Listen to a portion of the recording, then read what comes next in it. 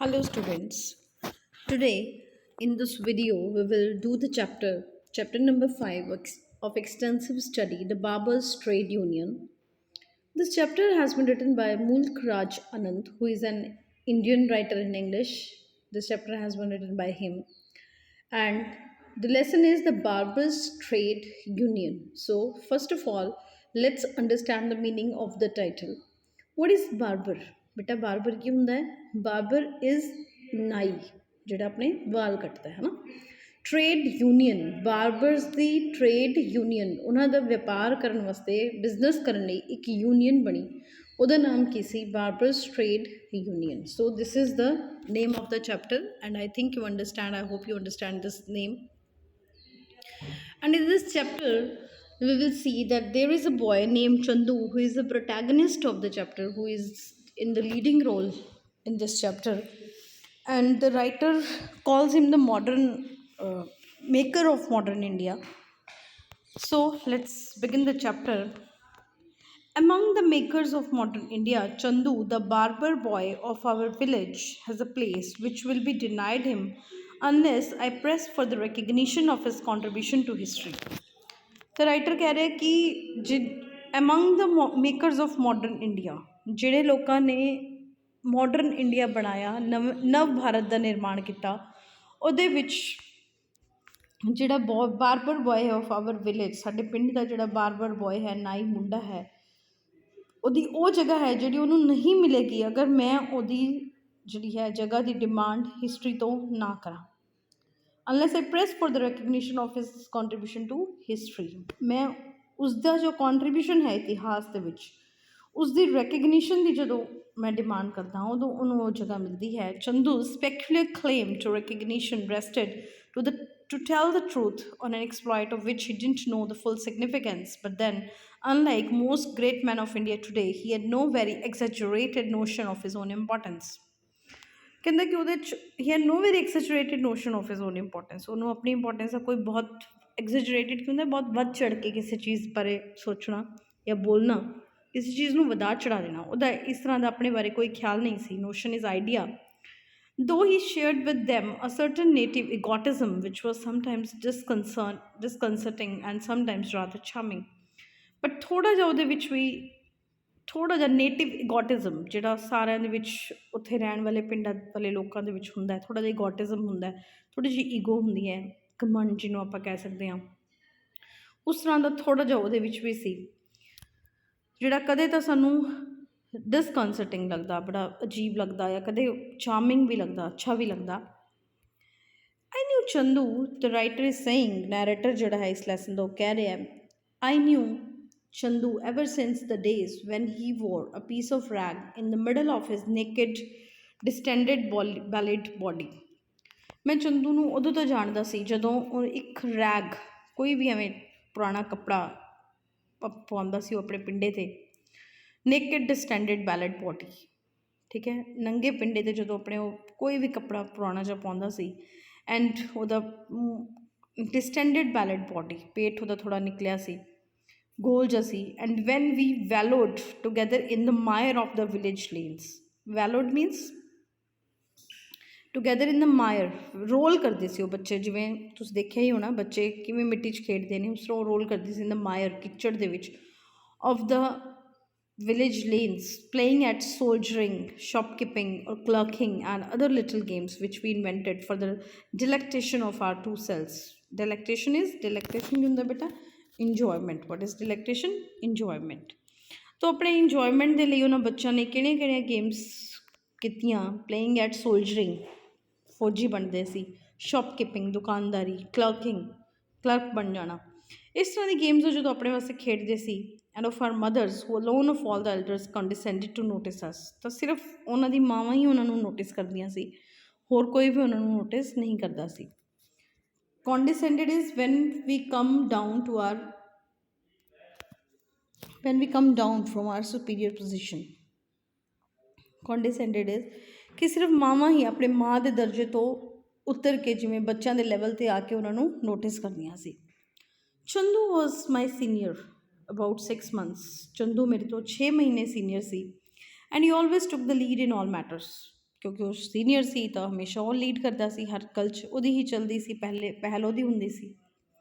And I willingly followed, ਅਤੇ ਮੈਂ ਉਹਨੂੰ ਫੋਲੋ ਕਰਦਾ ਸੀ because truly he was a genius at catching wasps, ਕਿਉਂਕਿ ਉਹ ਇੱਕ ਜੀਨੀਅਸ ਸੀ। ਵੈਸਪ ਨੂੰ ਜਿਹਨੂੰ ਆਪਾਂ ਕਹਿੰਦੇ ਹਾਂ ਛੋਟੇ ਮੋਟੇ ਕੀੜੇ, ਉਹਨਾਂ ਨੂੰ ਫੜ ਲੈਂਦਾ ਸੀ।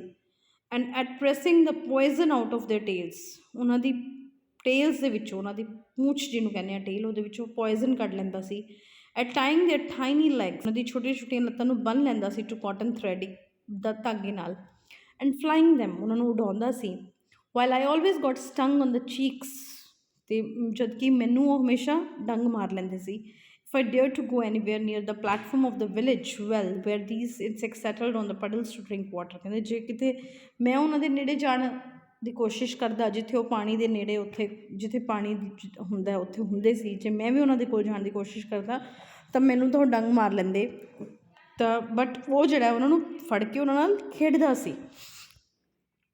So when we grew up he still seem to me the embodiment of perfection. ਤਾਂ ਨੈਰੇਟਰ ਨੂੰ ਉਹ ਬਹੁਤ ਪਰਫੈਕਟ ਲੱਗਦਾ ਕਿ ਜੋ ਕੰਮ ਮੈਂ ਨਹੀਂ ਕਰ ਸਕਦਾ ਉਹ ਕਰ ਲੈਂਦਾ, ਤਾਂ ਉਹਨੂੰ ਇਹ ਲੱਗਦਾ ਕਿ ਹੀ is perfect because he could make and fly paper kites. ਉਹ ਪੇਪਰ ਕਾਈਟਸ ਬਣਾ ਵੀ ਸਕਦਾ ਹੈ, ਉਹਨਾਂ ਨੂੰ ਉਡਾ ਵੀ ਸਕਦਾ ਹੈ, ਆਫ ਸੱਚ ਇੰਟ੍ਰਿਕੇਟ ਡਿਜ਼ਾਈਨ ਐਂਡ ਆਫ ਸੱਚ balance as I could never achieve. ਉਹ ਕਹਿੰਦੇ ਇੰਨੇ ਇੰਟ੍ਰਿਕੇਟ ਡਿਜ਼ਾਈਨ, ਇੰਨੇ ਔਖੇ ਡਿਜ਼ਾਈਨ ਦੀ ਕਾਈਟ, ਜਿਹਦੇ ਇੰਨੇ ਬੈਲੈਂਸ ਦੇ ਨਾਲ ਉਹਨਾਂ ਨੂੰ ਬਣਾਉਂਦਾ ਅਤੇ ਫਿਰ ਉਹਨਾਂ ਨੂੰ ਉਡਾਉਂਦਾ, ਜਿਹੜਾ ਕਿ ਮੈਂ ਕਦੇ ਨਹੀਂ ਕਰ ਸਕਦਾ ਸੀ।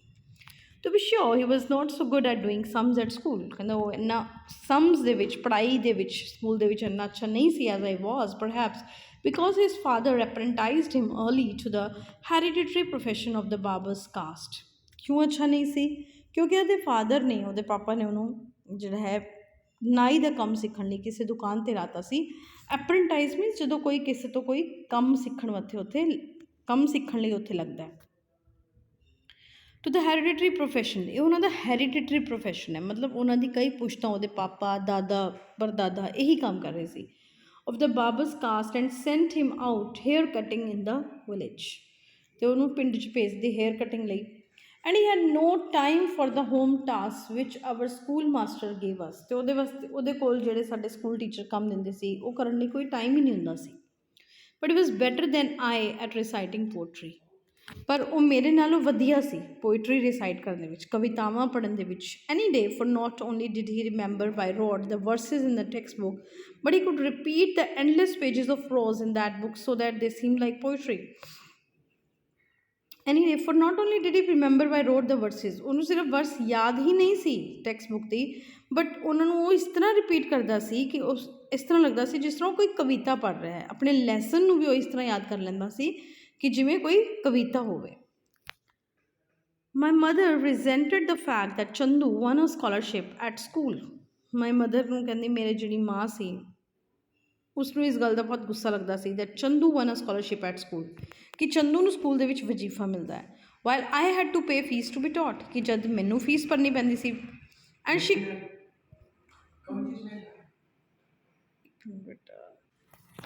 So my mother resented the fact that Chandu won a scholarship at school while I had to pay the fees to be taught। ਕਹਿੰਦੇ ਮੇਰੀ ਮਾਂ ਨੂੰ ਇਸ ਗੱਲ ਦਾ ਬਹੁਤ ਬੁਰਾ ਲੱਗਦਾ ਸੀ, ਬਹੁਤ ਗੁੱਸਾ ਲੱਗਦਾ ਸੀ ਕਿ ਚੰਦੂ ਨੂੰ ਸਕਾਲਰਸ਼ਿਪ ਮਿਲਦੀ ਹੈ, ਵਜ਼ੀਫਾ ਮਿਲਦਾ ਹੈ, ਜਦੋਂ ਕਿ ਮੈਨੂੰ ਫੀਸ ਭਰਨੀ ਪੈਂਦੀ ਸੀ।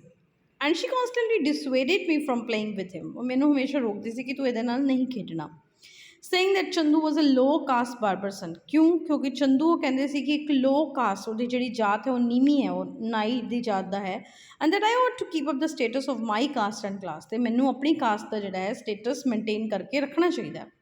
But whatever innate ideas I had inherited from my forefathers, I certainly had not inherited any sense of superiority. ਕਹਿੰਦਾ ਮੈਂ, ਨੈਰੇਟਰ ਕਹਿ ਰਿਹਾ, ਮੇਰੇ 'ਚ ਕੋਈ ਵੀ ਆਦਤਾਂ ਜਾਂ ਕੁਛ ਵੀ ਮੇਰਾ ਜਿਹੜਾ ਕੈਰੈਕਟਰ ਹੈ ਉਹ ਮੇਰੇ ਫੋਰ ਫਾਦਰਸ, ਮੇਰੇ ਪੂਰਵਜਾਂ 'ਤੇ ਹੋਵੇ, ਬਟ ਮੇਰੇ 'ਚ ਇਹ ਆਦਤ ਨਹੀਂ ਸੀ ਕਿ ਮੈਂ ਆਪਣੇ ਆਪ ਨੂੰ ਸੁਪੀਰੀਅਰ ਸਮਝਾਂ, ਦੂਜਿਆਂ ਨਾਲੋਂ ਜ਼ਿਆਦਾ ਵਧੀਆ ਸਮਝਾਂ। Indeed, I was always rather ashamed of the red caste mark which my mother put on my forehead every morning। ਤਾਂ ਕਹਿੰਦੇ ਬਲਕਿ ਮੈਨੂੰ ਤਾਂ ਸ਼ਰਮ ਆਉਂਦੀ ਸੀ ਜਿਹੜੀ ਮੇਰੀ ਮਾਂ ਲਾਲ ਰੈੱਡ ਕਾਸਟ ਮਾਰਕ, ਜਿਹੜੇ ਲਾਲ ਰੰਗ ਦਾ ਟਿੱਕਾ ਸਵੇਰੇ ਸਵੇਰੇ ਮੇਰੇ ਮੱਥੇ 'ਤੇ ਲਾਉਂਦੀ ਸੀ।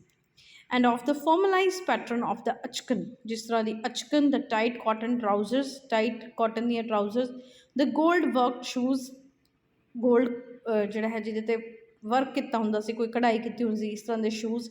And the silk turban, silk ਦੀ ਜਿਹੜੀ ਹੈ ਪੱਗ, ਇਨ ਵਿਚ ਆਈ ਡਰੈਸਡ, ਇਸ ਤਰ੍ਹਾਂ ਦੇ ਕੱਪੜੇ ਮੈਂ ਪਾਉਂਦਾ ਸੀ। And I longed for the right to wear all the spectacular conglomeration of clothes which Chandu वोर।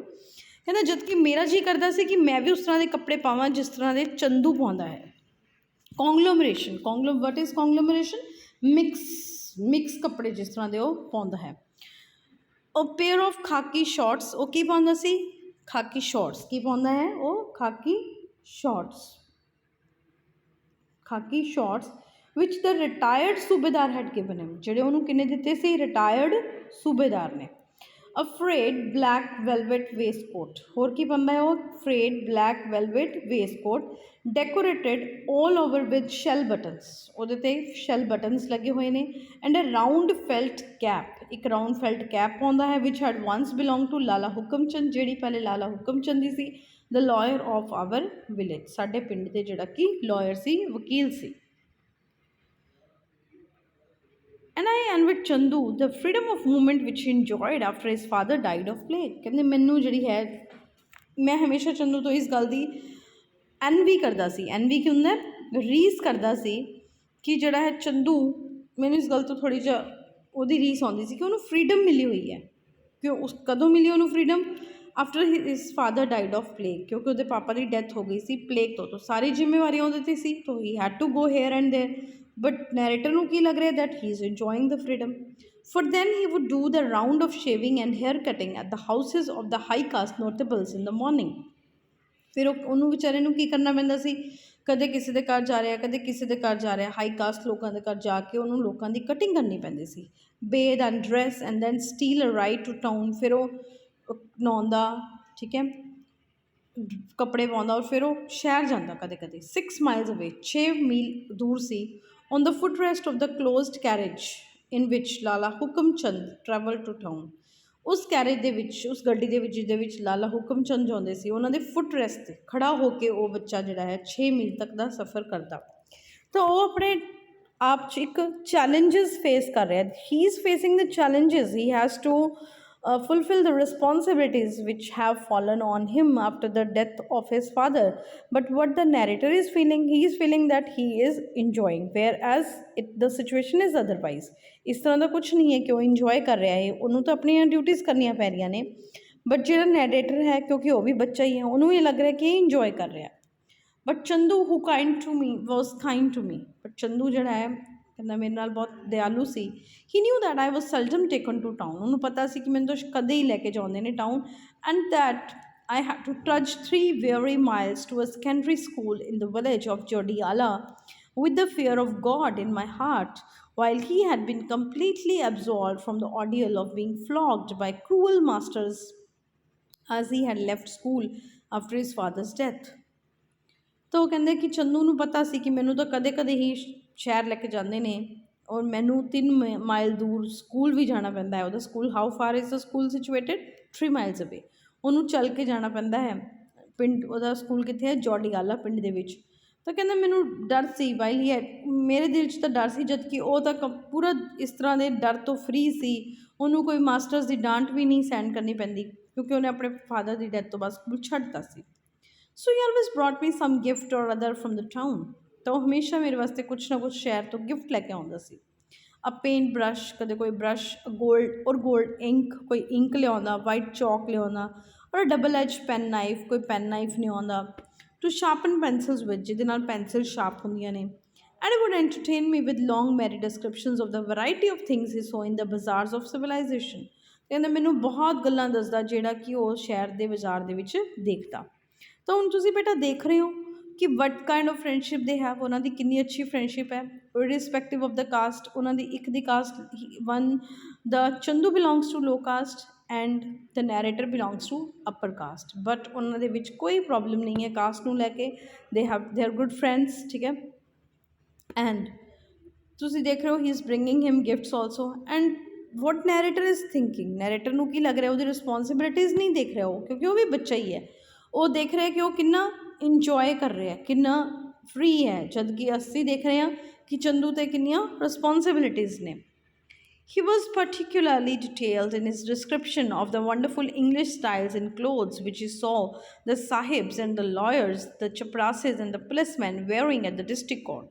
ਤਾਂ ਕਹਿੰਦਾ ਬੜੀ ਡਿਟੇਲ ਦੇ ਵਿੱਚ ਬੜੇ ਵਿਸਥਾਰ ਨਾਲੋਂ ਮੈਨੂੰ ਦੱਸਦਾ ਹੁੰਦਾ ਸੀ ਕਿ ਉਹ ਜਿਹੜੇ ਇੰਗਲਿਸ਼ ਸਟਾਈਲ ਦੇ ਕੱਪੜੇ ਪਾਉਂਦੇ ਨੇ, ਸ਼ਹਿਰ ਦੇ ਵਿੱਚ ਸਾਹਬ ਹੁੰਦੇ ਨੇ, ਜਿਹੜੇ ਲਾਇਰ, ਜਿਹੜੇ ਵਕੀਲ ਹੁੰਦੇ ਨੇ, ਜਿਹੜੇ ਚਪੜਾਸੀ ਹੁੰਦੇ ਨੇ, ਪੁਲਿਸਮੈਨ ਹੁੰਦੇ ਨੇ, where he had to wait for the journey home at ਜਿਹੜਾ ਕੋਰਟ ਦੇ ਵਿੱਚ ਉਹਨੂੰ ਵੇਟ ਕਰਨੀ ਪੈਂਦੀ ਸੀ ਲਾਲਾ ਹੁਕਮ ਚੰਦ ਦੇ ਫਿਟਣ ਦੀ, ਕਿਉਂਕਿ ਉਹ ਉਹਦੇ 'ਤੇ ਹੀ ਚੜ੍ਹ ਕੇ ਜਾਂਦਾ ਸੀ ਉਹਦੇ ਫੁੱਟਰੇਸ 'ਤੇ ਖੜਾ ਹੋ ਕੇ, ਤਾਂ ਵਾਪਿਸ ਵੀ ਉਹਨਾਂ ਨਾਲ ਹੀ ਆਉਣਾ ਹੁੰਦਾ ਸੀ। ਤਾਂ ਉਹਨਾਂ ਦੀ ਵੋਟ ਕਰਦਾ ਸੀ ਕੋਰਟ 'ਚ, ਤਾਂ ਉੱਥੇ ਉਹ ਲੋਕਾਂ ਨੂੰ ਦੇਖਦਾ ਕਿ ਕਿਸ ਤਰ੍ਹਾਂ ਇੰਗਲਿਸ਼ ਸਟਾਈਲ 'ਚ ਕੱਪੜੇ ਪਾਉਂਦੇ ਨੇ। And once or twice he expressed to me a secret wish he had to steal some money from the picture where his mother kept the emoluments of his professional skill to buy himself a rig out like that of Kala Khan. ਇੱਕ ਵਾਰ ਜਾਂ ਦੋ ਵਾਰ ਕਹਿੰਦੇ ਉਹਨੇ ਮੈਨੂੰ he express to me a secret wish, ਉਹਨੇ ਆਪਣੀ ਇੱਕ ਮੈਨੂੰ ਸੀਕਰੇਟ ਵਿਸ਼ ਦੱਸੀ, ਉਹਦੇ ਦਿਲ ਦੀ ਇੱਛਾ ਸੀ ਕਿ had to steal some money from the picture, ਉਸ ਘੜੇ ਦੇ ਵਿੱਚੋਂ। ਪਿਕਚਰ ਕਿਆ ਇੱਥੇ ਮਤਲਬ ਇੱਥੇ ਉਹ ਪਿਕਚਰ ਨਹੀਂ ਹੈ, ਉਹ ਵਾਲਾ ਪਿਕਚਰ ਨਹੀਂ ਹੈ ਤਸਵੀਰ, ਇਸ ਪਿਕਚਰ ਦਾ ਮਤਲਬ ਹੈ ਘੜਾ, ਜਿਹਦੇ ਵਿੱਚ ਉਹਦੀ ਮਾਂ ਐਮਿਊਲਮੈਂਟਸ ਰੱਖਦੀ ਸੀ ਉਹਦੀ ਆਫ ਹਿਸ ਪ੍ਰੋਫੈਸ਼ਨਲ ਸਕਿੱਲ, ਜਿਹੜੇ ਉਹ ਪੈਸੇ ਕਮਾਉਂਦਾ ਸੀ ਉਹਦੀ ਮਾਂ ਉਸ ਘੜੇ ਵਿੱਚ ਰੱਖਦੀ ਸੀ। तो कहते मेरा जी करता मैं उत्थे पैसे चोरी करा to buy himself a rig out like that of Kala Khan. तो एक अपनी ड्रैस खरीदना चाहता है जिस तरह के कपड़े कौन पाता है, कला खान द डेंटिस्ट डॉक्टर, दंदा वाले डॉक्टर को डेंटिस्ट कहते हैं। तो जिस तरह के कपड़े वो पाता है उस तरह का कपड़े चंदू भी पाना चाहता है। Who he said perform miracles in the town, जोड़ा वो कहता है कि शहर च कमाल कर दिंदा है, चमत्कार कर दिंदा है। Fitting people with rose of teeth, ਲੋਕਾਂ ਦੇ ਦੰਦ ਫਿੱਟ ਕਰਦਾ ਹੈ, ਐਂਡ ਇਵਨ ਨਿਊ ਆਈਜ਼, ਨਵੀਆਂ ਅੱਖਾਂ ਲਾ ਦਿੰਦਾ ਹੈ। He describe to me the appearance of Kala Khan, ਉਹਨੇ ਮੈਨੂੰ ਕਲਾ ਖਾਨ ਦੀ ਅਪੀਅਰੈਂਸ ਦੱਸੀ ਕਿ ਉਹ ਕਿਸ ਤਰ੍ਹਾਂ ਦਿਖਦਾ ਹੈ। A young man with hair parted on one side, ਨੌਜਵਾਨ ਆਦਮੀ ਜਿਹਦੇ ਵਾਲ ਇੱਕ ਸਾਈਡ 'ਤੇ ਨੇ, and dressed in a starched shirt.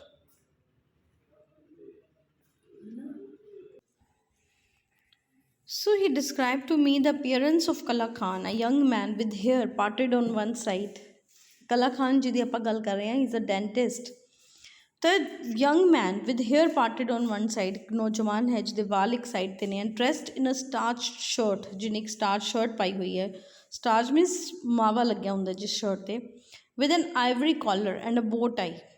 ivory collar ਹੈ, bow tie ਲੱਗੀ ਹੋਈ ਹੈ, black coat ਉਹਨੇ ਪਾਇਆ ਹੋਇਆ, and striped trousers, ਲਾਈਨਦਾਰ ਟਰਾਊਜ਼ਰ ਉਹਨੇ ਪਾਈਆਂ ਨੇ, and a wonderful rubber overcoat, rubber ਦੀ ਉਹਨੇ ਓਵਰਕੋਟ ਪਾਇਆ, and pumps mean sport shoes ਜਿਹਨਾਂ ਨੂੰ ਆਪਾਂ ਕਹਿ ਦਿੰਦੇ ਹਾਂ। And he recounted to me the skill with which this magician unpacked an Angrezi leather handbag and flourished his shining steel instruments. ਤਾਂ ਕਹਿੰਦਾ ਮੈਨੂੰ ਦੱਸਦਾ ਸੀ ਕਿ ਕਿਸ ਤਰ੍ਹਾਂ ਉਹ ਜਿਹੜਾ ਹੈ ਇਹ ਮੈਜੀਸ਼ੀਅਨ, ਉਹਨੂੰ ਉਹ ਜਾਦੂਗਰ ਹੀ ਦੱਸ ਰਿਹਾ। ਅਨਪੈਕਡ ਐਨ ਅੰਗਰੇਜ਼ੀ ਲੈਦਰ ਬੈਗ, ਉਹ ਇੱਕ ਲੈਦਰ ਬੈਗ ਨੂੰ ਖੋਲ੍ਹਦਾ ਹੈ, ਅਨਪੈਕ ਕਰਦਾ ਹੈ, ਅਤੇ ਉਹਦੇ ਵਿੱਚ ਉਹਦੇ ਸਟੀਲ ਦੇ ਇੰਸਟਰੂਮੈਂਟਸ ਹੁੰਦੇ ਨੇ ਜਿਹੜੇ ਕਿ ਡੈਂਟਿਸਟ ਯੂਜ਼ ਕਰਦੇ ਨੇ। Then he ask my advice on the question of whether as a barber educated to the 5th primary class he would not look more dignified if he too wore a dress in the style of Dr. Kala Khan. then he asked my advice, ਫਿਰ ਉਹ ਮੇਰੀ ਸਲਾਹ ਮੰਗਦਾ ਹੈ ਕਿ ਜੇ ਮੈਂ ਵੀ ਇੱਕ ਬਾਰਬਰ, ਇੱਕ ਨਾਈ ਜਿਹੜਾ ਹੈ, ਜਿਹੜਾ ਕਿ 5ਵੀਂ ਕਲਾਸ ਤੱਕ ਪੜ੍ਹਿਆ ਹੋਇਆ ਹੈ, ਕਿ ਮੈਂ ਵਧੀਆ ਨਹੀਂ ਲੱਗਾਂਗਾ ਅਗਰ ਮੈਂ ਵੀ ਕਲਾ ਖਾਨ ਦੀ ਤਰ੍ਹਾਂ ਕੱਪੜੇ ਪਾ ਲਾਂ। For though I am not highly educated doctor he said I learned how to treat pimples. कहना जबकि मैं कोई बहुत ਵੱਡਾ ਪੜ੍ਹਿਆ ਲਿਖਿਆ ਡਾਕਟਰ ਤਾਂ ਨਹੀਂ ਹਾਂ, ਬਟ ਮੈਨੂੰ ਵੀ ਪਤਾ ਹੈ ਕਿ ਇਸ ਪਿੰਪਲਸ ਨੂੰ, ਬੋਇਲਸ ਨੂੰ, ਕੱਟਸ ਨੂੰ, ਇਸ ਛੋਟੀਆਂ ਮੋਟੀਆਂ ਪ੍ਰੋਬਲਮਸ ਨੂੰ on peoples body from my father, ਇਸ ਤਰ੍ਹਾਂ ਇਹਨਾਂ ਨੂੰ ਕਿਸ ਤਰ੍ਹਾਂ ਟਰੀਟ ਕਰਦੇ ਨੇ, ਇਹ ਮੈਂ ਵੀ ਆਪਣੇ ਫਾਦਰ ਤੋਂ ਸਿੱਖਿਆ ਹੈ। who learned from his father before him. I agreed with his project. मैं मन गया ਉਹਦੀ ਗੱਲ, and encouraged him with the enthusiasm I felt for everything that my hero thought or did. ਕਹਿੰਦਾ ਤਾਂ ਮੈਂ ਮੰਨ ਗਿਆ ਉਹਦੀ ਇਹ ਗੱਲ, ਕਿਉਂਕਿ ਮੈਨੂੰ ਉਹਦੀ ਹਰ ਗੱਲ 'ਚ ਜਿਹੜੀ ਉਹਨੂੰ ਆਪਣਾ ਹੀਰੋ ਸਮਝਦਾ ਹੈ, ਜਿਹੜੀ ਵੀ ਗੱਲ ਉਹ ਕਰਦਾ ਉਹਨੂੰ ਐਨਕਰੇਜ ਕਰਦਾ ਹੈ, ਐਨਥਿਊਜ਼ੀਆਜ਼ਮ ਉਹਨੂੰ ਪੂਰਾ ਜਿਹੜਾ ਹੈ ਉਤਸ਼ਾਹ ਦਿੰਦਾ ਹੈ, ਠੀਕ ਹੈ। And one day I was thrilled to find Chandu at the door of my house in the morning. ਇੱਕ ਦਿਨ ਕਹਿੰਦਾ ਮੈਂ ਬੜਾ ਐਕਸਾਈਟਡ ਸੀ, ਚੰਦੂ ਸਵੇਰੇ ਸਵੇਰੇ ਮੇਰੇ ਘਰ ਆਇਆ, ਅਤੇ ਉਹਨੇ ਜਿਹੜਾ ਉਹ I was thrilled to find Chandu, ਸਵੇਰੇ ਸਵੇਰੇ ਉਹ ਘਰ ਆਇਆ। he was dressed up in a white turban, ਉਹਨੇ ਜਿਹੜੇ ਕੱਪੜੇ ਪਾਏ ਹੋਏ ਨੇ, ਉਹਨੇ ਚਿੱਟੇ ਰੰਗ ਦੀ ਪੱਗ ਪਾਈ ਹੋਈ ਹੈ, ਵਾਈਟ ਰਬੜ ਕੋਟ, ਇੱਕ ਵਾਈਟ ਰਬੜ ਕੋਟ ਪਾਇਆ ਹੋਇਆ। a little too big for him, ਜਿਹੜਾ ਉਹਦੇ ਲਈ ਥੋੜਾ ਵੱਡਾ ਵੀ ਸੀ, but nevertheless very splendid, but ਫਿਰ ਵੀ ਬਹੁਤ ਵਧੀਆ ਲੱਗ ਰਿਹਾ ਸੀ. A pair of pumps in which I could see my face reflected in clear silhouette, and he had a leather bag silhouette, and he had a leather bag in his hand. तो ਉਹਦੇ ਹੱਥ 'ਚ ਇੱਕ leather bag ਹੈ ਜਿਹੜਾ ਕਿ ਉਹਦੇ ਹੱਥ 'ਚ ਹੈ. He was setting off on his round and had come to show me how grand he looked in his new regaut. ਉਹ ਸਿਰਫ ਆਪਣੇ ਰਾਊਂਡ 'ਤੇ ਜਾਣ ਵਾਸਤੇ ਤਿਆਰ ਸੀ, ਉਹ ਮੈਨੂੰ ਦਿਖਾਉਣ ਆਇਆ ਸੀ ਕਿ ਉਹ ਆਪਣੇ ਨਵੇਂ ਕੱਪੜਿਆਂ 'ਚ ਕਿਸ ਤਰ੍ਹਾਂ ਕਿੰਨਾ ਵਧੀਆ ਲੱਗ ਰਿਹਾ ਹੈ. ਮਾਰਵਲਸ, ਆਈ ਸੈਡ, ਮਾਰਵਲਸ, ਬਹੁਤ ਵਧੀਆ, ਸ਼ਾਨਦਾਰ. And he rushed off towards the household of the landlord. ਅਤੇ ਉਹ ਫਟਾਫਟ ਜਿਹੜਾ ਲੈਂਡਲੋਰਡ ਪਿੰਡ ਦਾ ਜਿਹੜਾ ਜ਼ਿਮੀਂਦਾਰ ਹੈ ਉਹਦੇ ਘਰ ਦੇ ਕੋਲ ਗਿਆ, whom he shaved every morning, ਜਿਹਨੂੰ ਉਹ ਰੋਜ਼ ਸਵੇਰੇ ਉਹਦੀ ਸ਼ੇਵ ਕਰਦਾ ਸੀ. myself following admiringly behind. ਮੈਂ ਵੀ ਉਹਦੀ ਤਾਰੀਫ ਕਰਦੇ ਕਹਿੰਦਾ ਉਹਦੇ ਪਿੱਛੇ ਗਿਆ. There were not many people in the street. ਪਿੰਡ ਗਲੀ ਦੇ ਵਿੱਚ ਕੋਈ ਬਹੁਤ ਜ਼ਿਆਦਾ ਲੋਕ ਨਹੀਂ ਸੀ at this time, so I alone witnessed the glory of Chandu. ਤਾਂ ਸਿਰਫ ਮੈਂ ਹੀ ਚੰਦੂ ਦੀ ਗਲੋਰੀ, ਚੰਦੂ ਦੀ ਸ਼ਾਨ ਨੂੰ ਦੇਖਿਆ. Dressed up as a doctor ਦੀ ਤਰ੍ਹਾਂ ਤਿਆਰ ਹੋਇਆ, except of course that he himself seemed rather self-conscious as he strutted. ਜਿਸ ਤਰ੍ਹਾਂ ਉਹ ਚੱਲ ਰਿਹਾ ਸੀ ਉਹ ਥੋੜ੍ਹਾ ਖੁਦ self-conscious ਸੀ, ਖੁਦ ਧਿਆਨ ਨਾਲ ਚੱਲ ਰਿਹਾ ਸੀ up the street. Carefully avoiding the taint of cow dung, ਗੋਬਰ ਤੋਂ ਬਚਦਾ ਹੋਇਆ, which flowed through the drains, ਜਿਹੜੇ ਕਿ ਪਿੰਡਾਂ ਦੇ ਵਿੱਚ ਆਮ ਹੀ ਤੁਸੀਂ ਦੇਖਦੇ ਹੋ ਗਰਾਨੀਆਂ ਦੇ ਵਿੱਚ ਵਗਦੇ ਹੁੰਦੇ ਨੇ, ਉਹਨਾਂ 'ਚ ਬਚਦਾ ਹੋਇਆ. But as we entered the home of the landlord, we met Devi. ਜਦੋਂ ਅਸੀਂ ਲੈਂਡਲੋਰਡ ਦੇ ਘਰ ਗਏ, ਸਾਹੂਕਾਰ ਦੇ ਜ਼ਿਮੀਂਦਾਰ ਦੇ ਘਰ ਗਏ, ਤਾਂ ਅਸੀਂ ਉੱਥੇ ਦੇਵੀ ਨੂੰ ਮਿਲੇ. ਦ ਲੈਂਡਲੋਰਡਸ ਲਿਟਲ ਸਨ, ਲੈਂਡਲੋਰਡ ਦਾ ਛੋਟਾ ਬੇਟਾ, who clapped his hands with joy. ਉਹ ਛੋਟਾ ਬੱਚਾ ਵੀ ਬੜੀ ਖੁਸ਼ੀ ਨਾਲ ਤਾੜੀਆਂ ਮਾਰ ਕੇ ਹੱਸਣ ਲੱਗਾ. And shouted to announce the coming of Chandu, ਅਤੇ ਚੰਦੂ ਦੇ ਆਉਣ ਨੂੰ ਅਨਾਊਂਸ ਕਰਨ ਲੱਗਾ. The barber in a beautiful heroic dress like that of the Padre Sahib of the mission school, ਕਿ ਜਿਹੜਾ ਚੰਦੂ ਹੈ ਉਹਨੇ ਇੰਨੀ ਵਧੀਆ ਡਰੈਸ ਪਾਈ ਹੋਈ ਸੀ. Ram Ram Ram Ram Ram said Vijay Chand, the burly landlord. ਹੁਣ ਲੈਂਡਲੋਰਡ ਦਾ ਕੀ ਨਾਮ ਹੈ? ਵਿਜੇ ਚੰਦ. ਉਹ ਰਾਮ ਕਰਨ ਲੱਗਿਆ, touching the sacred thread which hung over his ear since he had just been to the laboratory. ਉਹ ਲੈਬੋਰੇਟਰੀ ਤੋਂ ਟੋਇਲਟ ਤੋਂ ਹੁਣੇ ਹੀ ਬਾਲ ਆਇਆ ਸੀ, ਆਪਣੇ ਜਿਹੜਾ ਉਹਦੇ ਜਨੇਊ ਪਾਇਆ ਹੁੰਦਾ ਹੈ ਉਹਨੂੰ ਟੱਚ ਕਰਨ ਲੱਗਿਆ, ਸੈਕਰਡ ਥ੍ਰੈਡ ਜਿਹਨੂੰ ਕਹਿੰਦੇ ਨੇ. The son of a pig, he is bringing a leather bag of cow hide into our house. ਸੂਅਰ ਦਾ ਬੱਚਾ ਇਹ ਲੈਦਰ ਦਾ ਬੈਗ ਸਾਡੇ ਘਰ 'ਚ ਲੈ ਕੇ ਆ ਰਿਹਾ, ਗਾਂ ਦੇ ਪਾਸ ਤੋਂ ਬਣਿਆ.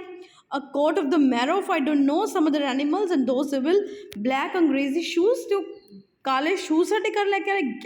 Get out, you son of a devil, you will defile my religion. I suppose you have no fear of anyone now that your father is dead.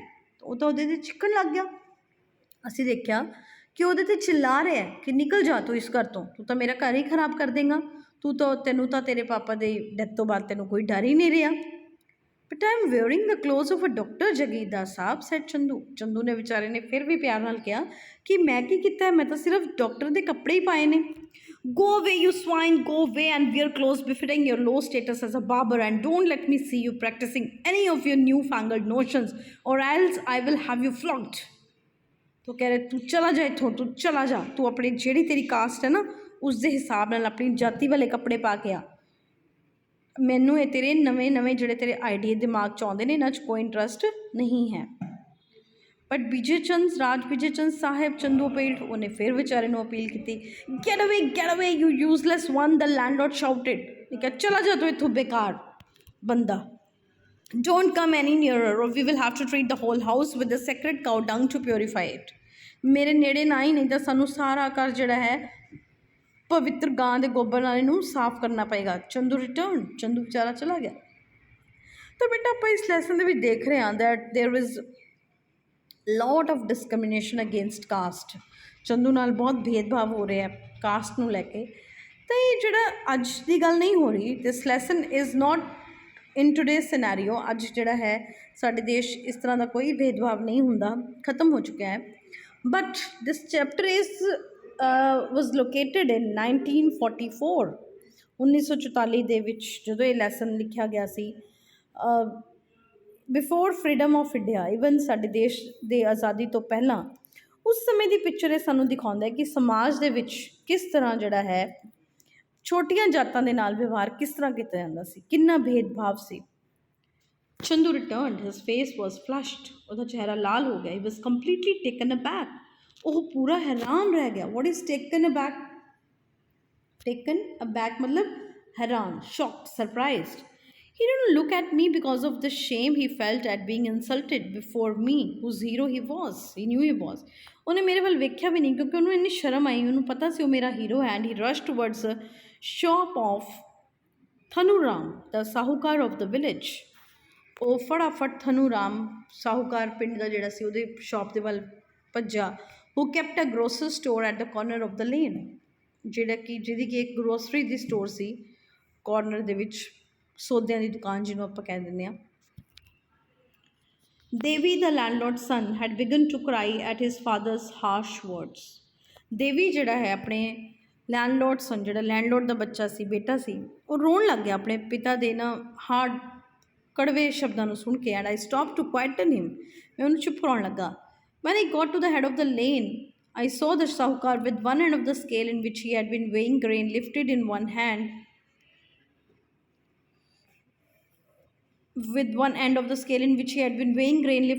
hand, abusing Chandu in the foulest way. फिर मैं देखा कि ਜਿਹੜਾ ਸਾਹੂਕਾਰ ਹੈ ਉਹ ਵੀ ਉਹਨੂੰ ਬਹੁਤ ਗਾਲਾਂ ਕੱਢ ਰਿਹਾ ਸੀ ਚੰਦੂ ਨੂੰ। You little swine, you go disgusting yourself as a clown when you ought to be bearing your responsibilities and looking after your old mother.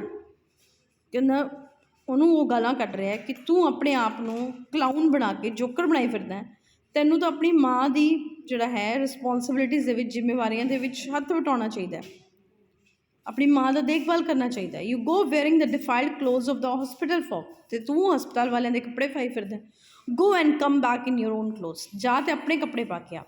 Then I shall you let you cut my hair, ਫਿਰ ਮੈਂ ਤੈਨੂੰ ਆਪਣੇ ਵਾਲ ਕੱਟਣ ਦਿਆਂਗਾ। And as he said, so he felt for the ritual tough note on the top of his head. ਇਹ ਕਹਿੰਦੇ ਹੋਏ ਉਹ ਆਪਣੇ ਸਿਰ 'ਤੇ ਜਿਹੜੀ ਉਹਦੀ ਚੋਟੀ ਸੀ ਉਹਨੂੰ ਘੁਮਾਉਣ ਲੱਗਿਆ। Chandu looked very crestfallen and ran in a wild rage past me as if I had been responsible for these mishaps. Chandu ਵਿਚਾਰਾ ਦੁਖੀ ਉਦਾਸ ਮੇਰੇ ਅੱਗੇ ਤੋਂ ਭੱਜਿਆ ਅਤੇ ਮੈਨੂੰ ਐਵੇਂ ਲੱਗਿਆ ਜਿਸ ਤਰ੍ਹਾਂ ਉਹਦੀ ਪ੍ਰੋਬਲਮਸ ਦਾ ਜ਼ਿੰਮੇਵਾਰ ਮੈਂ ਹੀ ਸੀ। And I nearly cried to think that he hated me now just because I belonged to a superior caste. ਨੇ ਮੈਨੂੰ ਇਸ ਗੱਲ 'ਤੇ ਬਹੁਤ ਰੋਣਾ ਆਇਆ ਕਿ ਮੈਨੂੰ ਇਹ ਲੱਗ ਰਿਹਾ ਸੀ ਕਿ ਚੰਦੂ ਮੈਨੂੰ ਜ਼ਿੰਮੇਵਾਰ ਸਮਝਦਾ ਇਹਨਾਂ ਚੀਜ਼ਾਂ ਦਾ, ਮੈਨੂੰ ਹੇਟ ਕਰਦਾ, ਮੈਨੂੰ ਨਫ਼ਰਤ ਕਰਦਾ ਹੈ ਸਿਰਫ ਇਸ ਲਈ ਕਿਉਂਕਿ ਮੈਂ ਸੁਪੀਰੀਅਰ ਕਾਸਟ ਦਾ ਹਾਂ, ਜਦਕਿ ਉਹ ਤਾਂ ਉਹਦੇ ਨਾਲ ਐਸਾ ਕੋਈ ਵਿਵਹਾਰ ਨਹੀਂ ਕਰਦਾ। Go to Pandit Parmanand, I shouted after him, ਮੈਂ ਉਹਦੇ ਪਿੱਛੋਂ ਆਵਾਜ਼ ਬੋਲੀ ਪੰਡਿਤ ਪਰਮਾਨੰਦ ਕੋਲ ਜਾ, and tell him that these garments you are wearing are not unclean, ਤਾਂ ਉਹਨੂੰ ਦੱਸ ਕਿ ਜਿਹੜੇ ਕੱਪੜੇ ਤੂੰ ਪਾਏ ਹੋਏ ਨੇ ਉਹ ਕੋਈ ਮੈਲੇ ਨਹੀਂ ਹੈਗੇ। Oh, so you are in league with him, said Pandit Paramanand, emerging from the landlord's home. तो landlord ਦੇ ਘਰ ਤੋਂ ਪੰਡਿਤ ਪਰਮਾਨੰਦ ਜੀ ਬਾਹਰ ਆਏ ਤਾਂ ਉਹਨਾਂ ਨੇ ਕਿਹਾ, ਉਹ ਤੂੰ ਵੀ ਉਹਦੇ ਨਾਲ ਰਲਿਆ ਹੋਇਆ ਹੈ। where he had been apparently summoned to discuss this unholy emergency. ਹੁਣ ਪੰਡਿਤ ਪਰਮਾਨੰਦ ਨੂੰ ਉੱਥੇ ਉਹ ਜਿਹੜੇ ਉਹਦੇ ਘਰ ਅਸੀਂ ਦੇਖਿਆ ਸੀ ਨਾ ਲਾਸਟ ਸੀਨ ਦੇ ਵਿੱਚ, ਜਦੋਂ ਚੰਦੂ ਉਹਦੇ ਘਰ ਗਿਆ ਸੀ ਤਾਂ ਉਹਨੇ ਕਿਹਾ ਸੀ ਕਿ ਤੂੰ ਇੱਥੋਂ ਚਲਾ ਜਾ, ਮੈਨੂੰ ਆਪਣਾ ਸਾਰਾ ਘਰ ਜਿਹੜਾ ਹੈ ਇਹਨੂੰ ਪਵਿੱਤਰ ਕਰਾਉਣਾ ਪਏਗਾ ਗਾਂ ਦੇ ਗੋਬਰ ਦੇ ਨਾਲ। ਤਾਂ ਉਸ ਕੇਸ ਦੇ ਵਿੱਚ ਜਿਹੜਾ ਹੈ ਉਹਨਾਂ ਨੇ ਪੰਡਿਤ ਨੂੰ ਬੁਲਾਇਆ ਸੀ ਕਿ ਸਾਡਾ ਜਿਹੜਾ ਘਰ ਹੈ ਉਹ ਚੰਦੂ ਦੇ ਇਸ ਤਰ੍ਹਾਂ ਦੇ ਕੱਪੜੇ ਪਾ ਕੇ ਆਉਣ ਨਾਲ ਖਰਾਬ ਹੋ ਗਿਆ, ਅਤੇ ਇਹਨੂੰ ਆਪਾਂ ਕਿਵੇਂ ਠੀਕ ਕਰਨਾ ਹੈ। ਇਸ ਪ੍ਰੋਬਲਮ ਨੂੰ ਡਿਸਕਸ ਕਰਨ ਲਈ ਉਹਨਾਂ ਨੇ ਪੰਡਿਤ ਪਰਮਾਨੰਦ ਨੂੰ ਆਪਣੇ ਘਰ ਬੁਲਾਇਆ ਸੀ ਅਤੇ ਪੰਡਿਤ ਉੱਥੋਂ ਨਿਕਲ ਰਿਹਾ ਸੀ। You boys have been spoiled by the school education which you have got, ਤਾਂ ਉਹ ਕਹਿੰਦਾ ਹੈ ਕਿ ਤੁਸੀਂ ਮੁੰਡੇ ਨਾ ਤੁਹਾਡਾ ਦਿਮਾਗ ਖਰਾਬ ਹੋ ਗਿਆ, ਸਕੂਲ ਐਜੂਕੇਸ਼ਨ ਨੇ ਤੁਹਾਡਾ ਦਿਮਾਗ ਖਰਾਬ ਕਰਤਾ। It may be all right for you to wear those things because you are going to be a learned man, but what right has that low caste boy to such apparel. कहते चलो ठीक है तू पढ़ा लिखा है, तू इस तरह के कपड़े पा लै, तू कल वड्डा आदमी बनना है, पर ये छोटी कास्ट है, इनू इस तरह के कपड़े पा के की करना है। Apparel, apparel means dress, cloth. He has got to touch our beds, our head and our hands. इन्हें तो कहते साड़ी दाड़ी नूं साडे वालों नूं हथ लाउणा है। Is defiled enough by God, इनू तो रब ने ही इस तरह का बनाया। Why does you want to become more defiled, क्यों होर गंदा होना चाहता है। You are a high caste boy, तू तो वड्डी कास्ट का है, and is a low caste devil, ये छोटी जात का है। ही इज़ अ रक, ठग है। Chandu had heard this, Chandu ने सब सुन लिया। He didn't look back and ran in a flurry as if he were set on some purpose which occupied him more than the abuse which had been the cause of this flight. ਜਦੋਂ ਉਹਨੇ ਸੁਣਿਆ ਤਾਂ ਉਹਨੇ ਪਿੱਛੇ ਮੁੜ ਕੇ ਨਹੀਂ ਦੇਖਿਆ, ਉਹ ਤਾਂ ਇਸ ਤਰ੍ਹਾਂ ਭੱਜਿਆ ਜਿਵੇਂ ਉਸਦੇ ਦਿਮਾਗ ਦੇ ਵਿੱਚ ਕੁਝ ਸੀ ਜਿਹਨੇ ਉਹਨੂੰ ਪਕੜ ਲਿਆ। My mother called to me and said it was time for me to eat and go to school. मेरी माँ ने मैंने बुलाया ते कहा कि तू जा हुन स्कूल तेरे जाने दा टाइम हो रहा है और I should be late. And she could not resist the temptation to lecture me again about my associating with the barber boy. ਉਹਨੇ ਫਿਰ ਮੇਰੀ ਮਾਂ ਨੇ ਕਹਿੰਦੇ ਮੈਨੂੰ ਲੈਕਚਰ ਦਿੱਤਾ ਕਿ ਤੂੰ ਇਸ ਬੱਚੇ ਦੇ ਨਾਲ ਨਹੀਂ ਖੇਡਣਾ. But I was very disturbed about Chandu's fate all day. ਪਰ ਮੈਂ ਸਾਰਾ ਦਿਨ ਚੰਦੂ ਦੇ ਫੇਟ ਚੰਦੂ ਦੀ ਕਿਸਮਤ ਨੂੰ ਲੈ ਕੇ ਪਰੇਸ਼ਾਨ ਹੁੰਦਾ ਰਿਹਾ. And on my way back from school, I called in at the hovel where he lived with his mother. ਮੈਂ ਉੱਥੇ ਵੀ ਗਿਆ ਜਿੱਥੇ ਉਹ ਆਪਣੀ ਮਾਂ ਨਾਲ ਰਹਿੰਦਾ ਸੀ. His mother was well known for her cantankerous old woman. ਉਹਦੀ ਮਾਂ ਨੂੰ ਜਾਣਿਆ ਜਾਂਦਾ ਸੀ ਕਿ she's cantankerous, she's ill-tempered, she's quarrelsome, ਲੜਾਕੀ ਕਿਸਮ ਦੀ ਔਰਤ ਸੀ, because she, a low-caste woman, dared to see the upper-caste people as they never dared to see themselves. ਕਿਉਂਕਿ ਉਹ ਉੱਪਰ ਕਾਸਟ ਲੋਕਾਂ ਨੂੰ ਉਸ ਤਰ੍ਹਾਂ ਦੇਖਦੀ ਸੀ ਜਿਸ ਤਰ੍ਹਾਂ ਉਹ ਉਹਨਾਂ ਨੂੰ ਹੋਰ ਕੋਈ ਵੀ ਨਹੀਂ ਦੇਖਦਾ ਸੀ. So I think beta that's enough for today in this video, because the video is going too long. Then it will be difficult for you to understand the whole chapter in one go. So we will continue the chapter in next video. Till then, you read the chapter, you try to understand, you you can frame the questions out of it so that you can understand the chapter in a better way. And if you do not understand anything, you can ask me in comment section, you can ask me personally. So see you in the next video. Till then, stay tuned and keep doing your work. That's all. Thank you.